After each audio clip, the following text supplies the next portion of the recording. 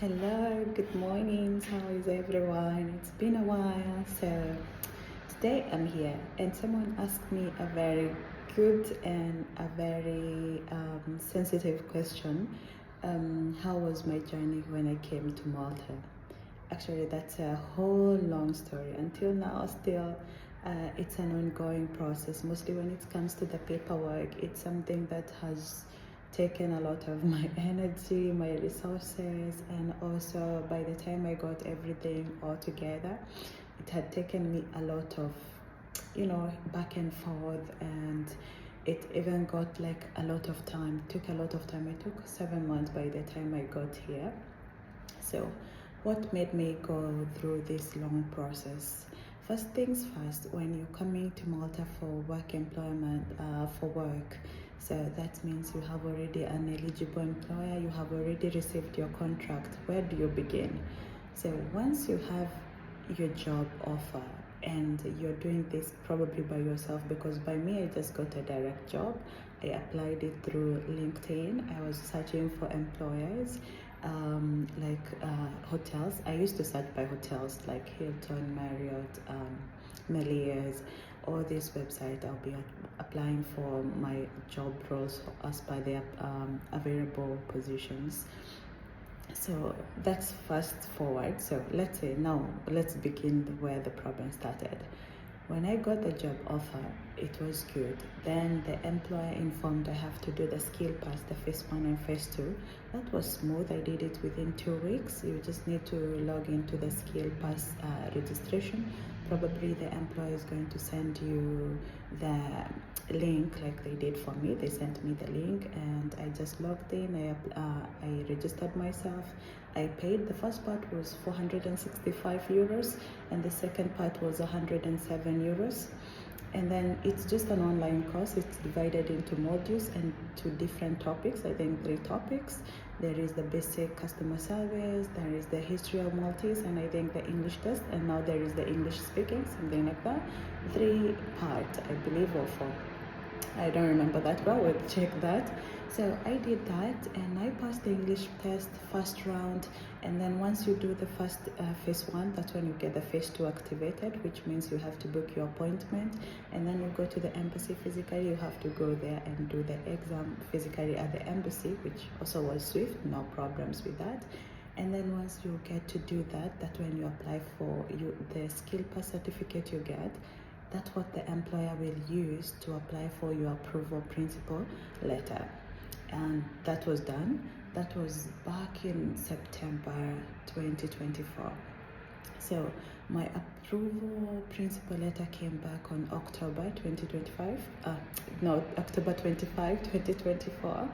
And that's when I started now doing the visa process. The visa process is where now everything became so delayed. I was back and forth, I was stressed, I was having a lot of anxiety, thanks to my friends who helped me and everyone who supported. So once you get the approval principle letter, the next thing is to visit the embassy and take their document list. You can do it online. By that time, I just visited the embassy. They showed me how to download it through the VFS.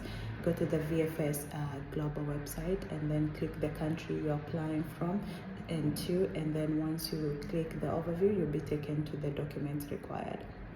Download that form and start collecting the documents. So the document that took me long, there is the passport, the photograph. That one was easy.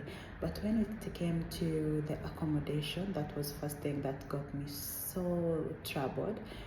When I did that, that was back in November last year. They didn't allow anyone to book if you're coming for a long stay, they didn't allow anyone to book 90 days or 3 months, or book an Airbnb or a hotel booking. They were not accepting that, which had been the previous one. Like my friend who came before me had used that, but this time it was not applicable. But now I checked right now in 2025 they're allowing it. It has been changed and they're allowing to use a hotel booking not less than 21 days. Yeah, so that time it was not allowed. So you either had to present a lease agreement or you had to present a proof, declaration proof. and these new changes started in 1st of September 2024 for Malta. So it just got up in that transition period, so everything was not so clear. So when I went to the embassy, they said, don't use the Airbnb, we cannot do that, we cannot accept the hotel booking, so you have to provide us with a lease agreement. That means I had to contact a friend here who is trusted, and then I went to, they had to get me like connected to a landlord who could give us like a lease agreement. And once we found like someone who was good for that, a landlord, they had to send me the contract. They sent me the contract, and then once they sent me the contract, I had again to sign it with the utility bills, with all the inventory of the house, and then they have to submit that document online to the Housing Authority of Malta. So the landlord was nice, she submitted everything, but when after 15 days, we had submitted that, the identity Malta came back and said there is some documents missing, so the process didn't go through. And that was after, the process didn't go through. They said we needed to provide a memorandum of article from the company I'm working from, because they need to see like eligibility where I'm going to be working, and they have to get a solid document, not only the employment contract. So I had to check with my company to send me the memorandum of article. The company I'm working for was just a new opening hotel, so by that time they had not yet officially opened the hotel, so they couldn't provide that memorandum of article, which took like almost, I had to wait for the pre-opening for them to provide that, which took 1 month, and that got us to November. And now October, November, I'm there waiting for the document. Then later in November I got the document, and then we submitted again online to the Housing Authority of Malta. And then they took another 15 days and to give us an appointment. So the landlord will be given an appointment, they will visit there, they will sign the document, and then you wait like another 10 days, and then they will send the approval to your email. So in total it took 2 months, just 2 months, because of this back and forth, no clear information. But if you can avoid that, please go ahead and do that, just avoid that part. So once I got the approval, that was around November, I started looking for to book appointment to the embassy for the submission. But again, it was fully packed. Like when I checked the schedules, it was only available after 1 month. 1 month. So from December, I got the appointment date in January 2025. The whole of December, there was no slots available. So that's another thing that you need to be aware. Don't wait till all the documents was, like when you can get your document, just go ahead and start booking the appointment, because the next availability will be 21 days. I even tried to get the premium one, but I couldn't get a premium one. It was all fully booked, like no slots until 15th of January when I got a slot. And then I submitted the document, all was good. But just before I submitted the document, there was this insurance. Insurance, you just book it the same day. It should be 45 days prior to your traveling, which has to match also with your tickets, the dummy ticket. So it has to be like, let's say you're going to travel, you're submitting your document on 15th of January. That means your ticket has to be booked 45 days from that day. And then your insurance need to start the same day of travel that you have mentioned there. So that time they have a new rule that in case you're submitting the document for insurance, it has to mention your passport number, it has to mention your name, and all the documents by your biodata page in your passport. That was another new thing, because the original ones that the travel agencies they're giving, they don't have all this information, like it doesn't mention the passport number. So the only way to get the one that has a passport number was to book it through the VFS Global website. They have a slot. Once you open that website, it will show you, have you booked your travel insurance, and then you can click it and just purchase it. So that time it has to be like valid for 1 year, which costed like another 500 euros 500 euros for me just to get that one document. But it's authentic, though right now I have seen, like with some other friends who have come after me, there is the travel agencies who are issuing this with including the passport number, so you can always check from the VFS center. For anyone like maybe travel agencies, to avoid paying the full price of the insurance, like my insurance costed all that, it was last minute, and that was the only way to get it that time. But now there is improved techniques. You can be able to get like away with it with just a few amounts. You don't have to spend much. So once I got that, I submitted the document on 15th of January. All was good. I waited after 1 month. That was on February 25. I remember they called me and they asked me to go for first interview at the embassy for this. I was not expecting this because this has not been happening before, but now it's happening since January 2025. They're doing the interviews for Malta for anyone who is traveling here. So you just need to be aware of that. So they called me, I got the interview, I went there. It's just an empty space, and then someone is questioning you. So they do give some questions like why you want to travel to Malta. Mine took like 10 minutes interview. They asked me all the details, like why you want to come to Malta, where is Malta located.